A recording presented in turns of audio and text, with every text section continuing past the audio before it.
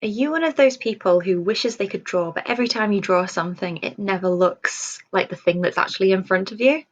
Do you think that you can't draw? Are you a creative person in general, but art's just not for you because you can't draw? Maybe you used to be interested in art and you used to want to be good at it, but you've just given up because of this lack of drawing ability that you have.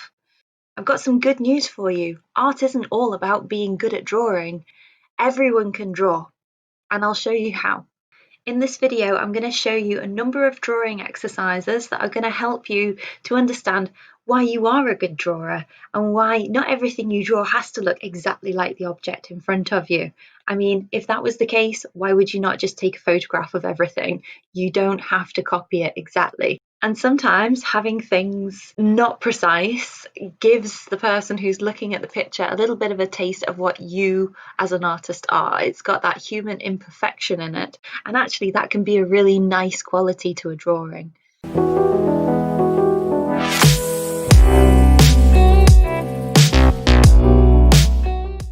So in the first exercise that we're going to do a continuous line drawing. This is going to allow you to explore the shapes and volumes and forms in front of you, but it's going to challenge you to work quickly and not to think too much about what's in front of you, which seems counterproductive, but I'll show you how it's done.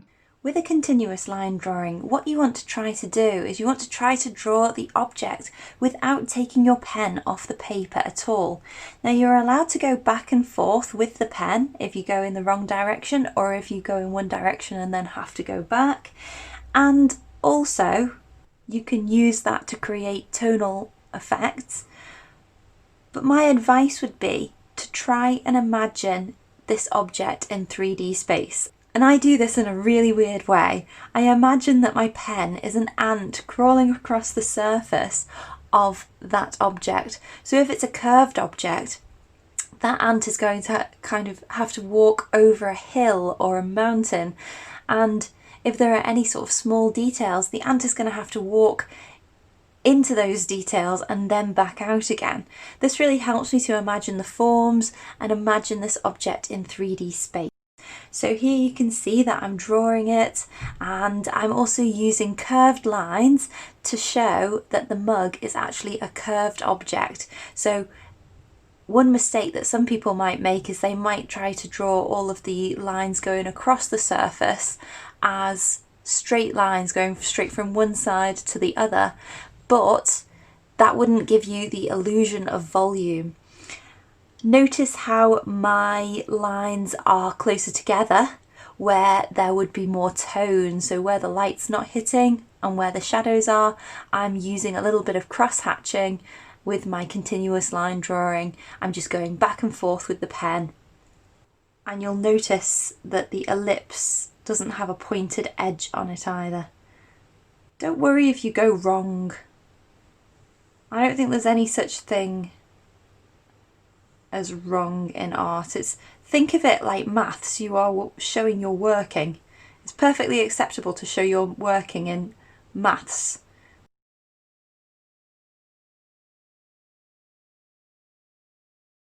It is an important subject, but so is art, and you're allowed to show you're working.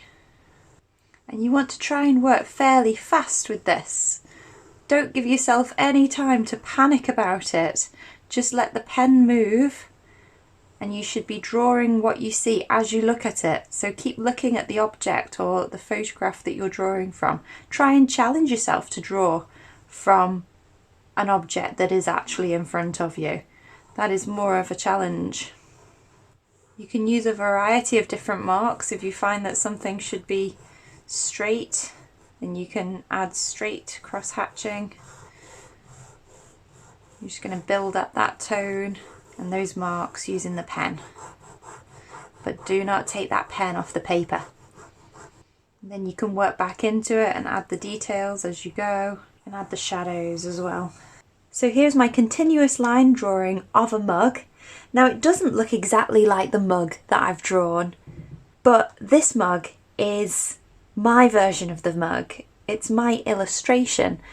I think that's something that we sometimes forget. Art is supposed to be a way of expressing ourselves. So this is how I see the mug. And if anyone else was to draw this mug, then their version would look different. And I think that kind of reflects how we all have different perspectives and opinions on things in the world. Yeah, I know it's a mug, but I'm trying to give you some ideas of things that you could say about your drawing if you feel that it's not exactly how you want it to be. It's not the end of the world. The second exercise that we're going to do is we're going to do a negative space drawing. So a negative space drawing is where you don't look at the object itself, but you look at the spaces between all the parts of the object. Or if you've got a number of objects, the spaces in between all of those objects. For the negative space drawing, I'm going to draw a chair. When you're drawing something using the negative space technique, you want to be looking not at the object but at the spaces in between the object. So I thought a chair would be a really good example to start on. So I'm looking at the outer shapes of the chair and the angles. Now I might go wrong in places. Notice in this video how I am using pen. I thought I'd challenge myself with a pen because if I go wrong, there's nothing I can do about it. And sometimes that's good in art because it allows us to feel a little bit more free. I'm looking to see any angles and I'm trying to work out how long each line should be. But again, if it goes wrong, it doesn't matter because nobody's gonna come round to my house and have a look at this chair. Well, I hope not. And one thing you'll notice when you've got legs of a chair, you'll end up with lines that kind of create a straight line if you were to join them all together. So you can work out the more you get into your negative space drawing, the more sense it's going to make. And you want to try and imagine maybe if you were extending those lines out, where should that end? Try and work out your perspectives and things.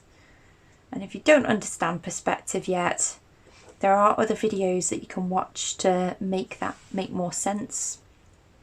But don't worry about it for now. Just have fun. The point of drawing is to have fun and express yourself and tell the world your viewpoint on what you see and what you think.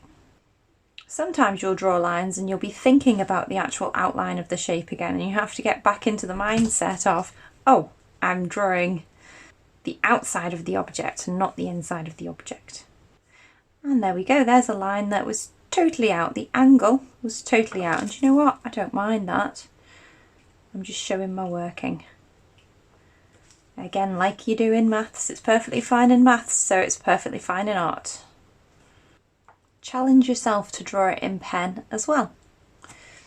Okay, so now I've got a negative space drawing, and if I wanted to, I could now block in all of the shapes around it, leaving a negative space image. And finally, I'm going to show you how you can draw any shape in front of you using just straight lines to plan it out first. And then you can work back into it to make it a little bit more complicated as you go. And last but not least, I am going to draw using a straight line technique. So I use this technique to draw pretty much everything. I try to draw the big shapes first. So I've got a picture of a sofa here, and I've picked a sofa because it's got a variety of straight lines, some perspective, and it's also got some slightly curved lines. So you will notice that when you have one single straight line, it looks like just a single straight line. But if you start to build up your straight lines on top of each other at slightly different angles, you start to create a curve. So we're using that technique to create this kind of drawing. I'm going to look at the big shapes first, and I'm not going to get any detail in at the moment. I'm just trying to get the angles right. So I'm looking at the outer shape, not looking at any of the details or the cushions yet. I'm just trying to see that rectangular shape and the angles within it. And again, if I go wrong, I'm not going to panic. This works for anything. If you're drawing anything that, you know, like fruit or still life or a face or anything, it'll work. You just got to practice this one. And I've gone wrong, but that's okay. See, I'm just blocking these shapes in, and I'm always looking back and forth at the shape as well. So always look at what you are drawing. See, there's another line of cushions here. And even although I'm using a pen, I can press quite lightly to sort of make gestural, loose, sketchy marks. Gestural, loose and sketchy. Those are some nice words for your sketchbook, don't you think, maybe? Okay, I'm doing some little curved lines in here as well, but cheating slightly on occasions. But do you see how these lines, I can start to work into them with other straight lines, and they will start to look like a curve. Now maybe you might not be able to draw something as complicated as this on your first attempt, but if you do a little 5-minute sketch every day of something that's on your desk, something that's in your pencil case, anything around you, something that's in your fridge, then I assure you within a matter of days or weeks you will see improvements in your own drawing. Might be nice to see the first and last drawing that you have done, just to see that improvement. Okay, so there we've got a very simple drawing. I might even add some of the details. Once you've got your sort of main shape, then you can add the details in.